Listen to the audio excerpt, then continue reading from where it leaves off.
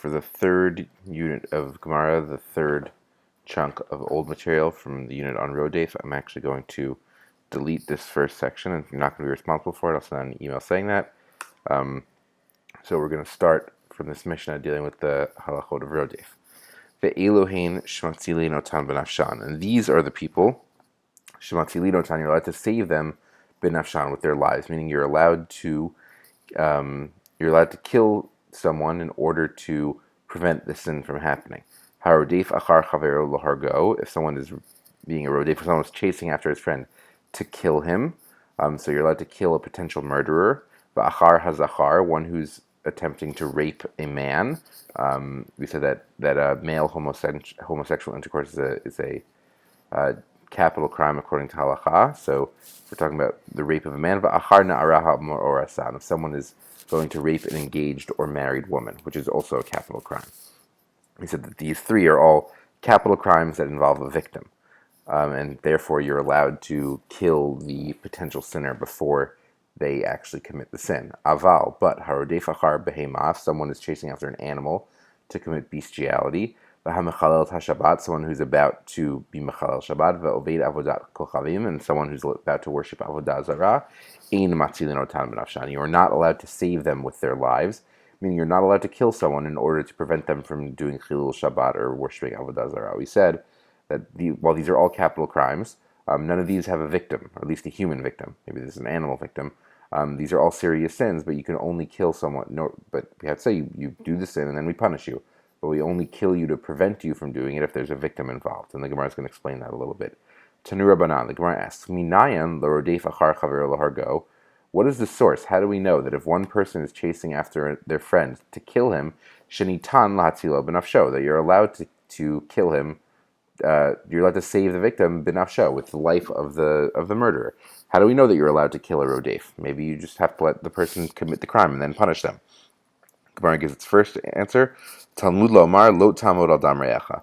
The pasuk says, don't stand by near the blood of your fellow man, meaning that you shouldn't be a bystander.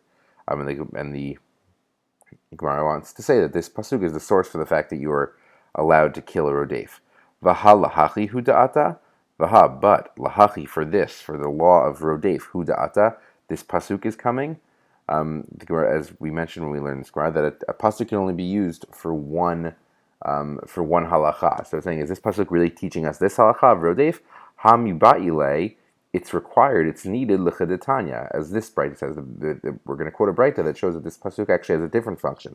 This pasuk can't be the source of rodef because it's the source of a different halacha. The Braita reads, Minayan l'ro'et chavero. What is the source? That if you see your friend, shehu tovea banahar, who's drowning in a river, o chaya gorarto, or that he's being dragged away by a wild animal, o listin ba'in alav, or thieves or bandits are coming to kill him, shehu chayav lahatzilot, he's obligated to save his friend. How do you know you have to pull your friend out of the river or shoo away the animal? Talmud lomar lo ta'amod al dam re'echa. The pasuk says lo ta'amod al dam re'echa. So we see this Braita saying that lo ta'amod al dam re'echa is a source for a different halacha. It's a source for not being a bystander, for saving your friend if you have to. It can't also be the source for killing a rodef. Killing a rodef is a form of stepping in to save someone, but you need it. There's a difference between pulling your friend out of the river to save them and killing a potential murderer to save them. Those are very different actions. So the Gemara says ein hachinami, which means that is indeed so. You're right. We can't use lo tamod al dam re'echa. It's being used for a different halacha. So we're back to square one. What's the source that you're allowed to kill a rodef? So it says va'ela nitan lahatzilo benafsho minalan. So we tried lo tamod al dam re'echa. So what's the source for killing a rodef? Atya bekal v'chomer mina araham orasa. Atya, it comes, the source comes bekal v'chomer, through a kal v'chomer, through like a even more so type argument, mina araham orasa, from the general halacha of an engaged, the rape of an engaged woman. Mana araham orasa, in the case of the rape of an engaged woman, shelo ba ela lepogma, where the potential rapist is only going to degrade the victim. That the victim is not going to die; she'll survive. It's obviously terrible, but at the end of the day, what's at stake is her degradation.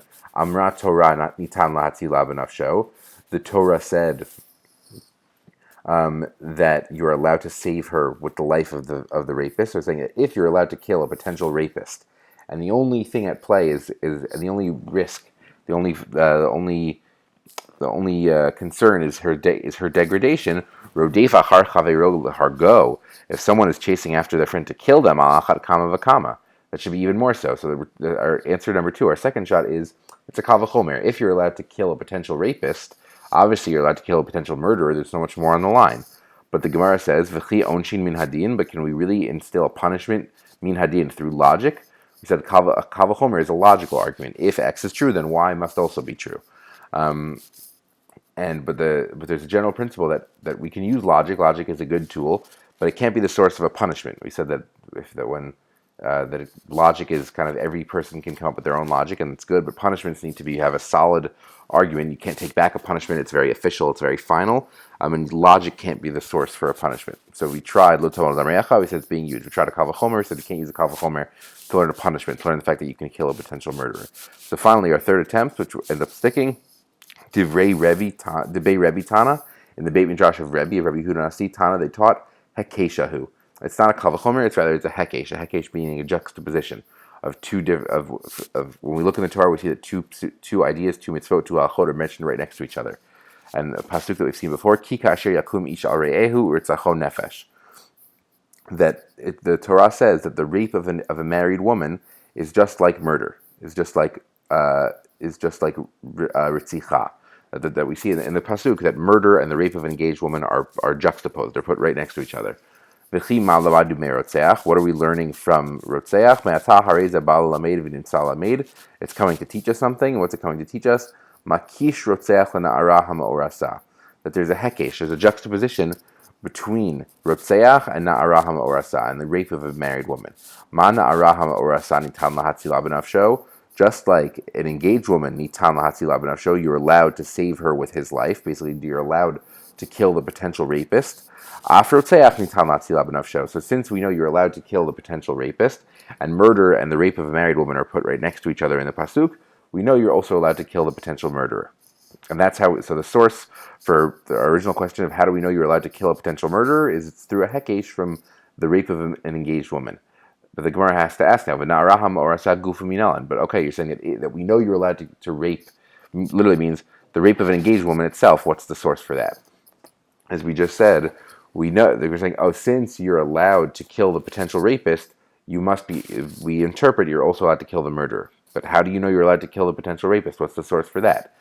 Kidatana de Rabbi Ishmael, as they taught in the house of Rabbi, in the Beit Midrash Rabbi Ishmael, the Tana de Rabbi Ishmael, they taught in the house. Kidatana, so explain again. Kidatana de Rabbi Ishmael. The source is a teaching from the Beit Midrash Rabbi Ishmael. The Tana de Rabbi Ishmael, as they taught in the Beit Midrash Rabbi Ishmael, the Ein Moshiela, the pasuk that's it when it describes the rape of a married woman. It says you don't punish the married woman because the Ein Moshiela. There was no one to save her. There was no one there to help her. Ha yeshla Moshia, but if there had been a savior there for her, bechol davar she'echol hoshia, the savior would be able to do anything he could. The fact that it says there's no savior means if there was a savior, it would have been prevented because you could kill the potential rapist and you could do whatever you need to solve the problem. So just to recap, we see that the source for killing the potential rapist is the phrase the Ein Moshiela. The fact that it specifically says there's no savior, and that's why this rape happened. But if there was a savior, the savior could do anything. Once we know the savior can kill the potential rapist, we have a hekesh then. We have a juxtaposition between Na'ara ha'ma'orasa, ki kasher yikumu sha'ishu u'ritzacho nefesh, that murder, because the pasuk juxtaposes murder and rape of an engaged woman. We therefore know that you're allowed to kill not only a potential rapist, but of a married woman, but also a potential murderer.